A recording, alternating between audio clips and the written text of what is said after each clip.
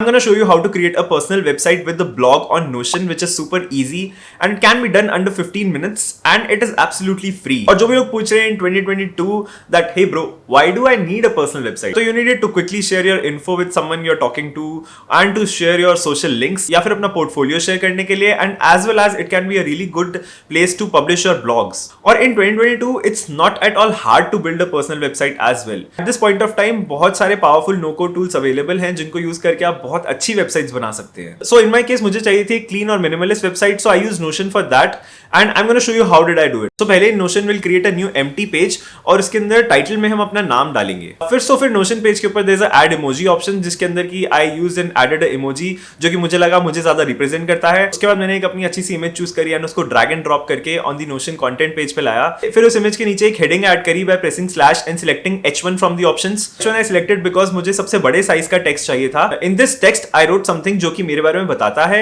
और about my interests.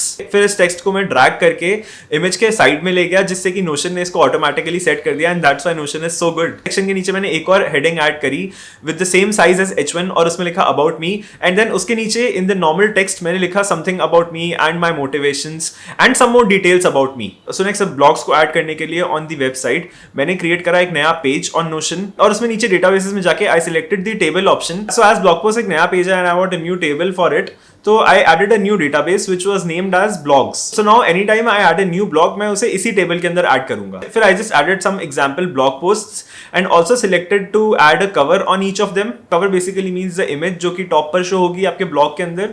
And Notion has this option to add cover और उसके अंदर you can also select any of the images that are available Notion के अंदर या फिर you can also upload your images as well. तो वापस अपने मेन पेज पर आकर के मैंने एक नया सेक्शन ऐड करा by again pressing slash on keyboard and then from the list selecting table view. और फिर after creating table view Notion asked कि कौन सी डेटाबेस से इस टेबल को कनेक्ट करना है. So I selected blogs which I have already created. Blog section की settings में जाकर के I selected gallery view जिससे कि अब view of the blog post was much better. I went to preview settings and I selected show page cover और इससे जो मैंने इमेज क्रिएट करी थी अपने ब्लॉग पोस्ट पे will start showing here and now it looks very nice. यहाँ पे प्लेन इमेज आ रही थी so I just went ahead and selected a random different image जिससे कि हमारा ब्लॉग व्यू थोड़ा अच्छा लगे. Of course you can again upload your own pictures जो कि आप अपने ब्लॉग पोस्ट में डालना चाहते हैं. So I also added links to my LinkedIn, Twitter and Instagram as well in the page. It's very simple. You just need to write the text और फिर उस टेक्स्ट के ऑप्शंस में से हमें उसे as a link select करना है और वहां पर हमें लिंक पेस्ट कर देना है. और फिर मैंने इसको ड्रैग करके नीचे मूव कर दिया because I felt that it will look much better over there. Now my website is ready, so I just clicked on the share button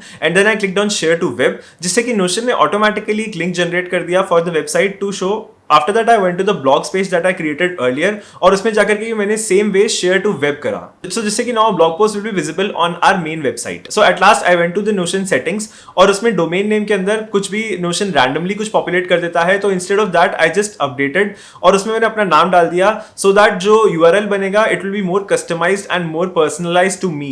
After it I was able to open my website and it looked very good and minimalistic और सब blog posts भी दिख रहे थे and now I can share it with my friends or also add it to my resume. So that's all for this video and अगर आपको ये video helpful लगा then do subscribe to my channel and do leave a like.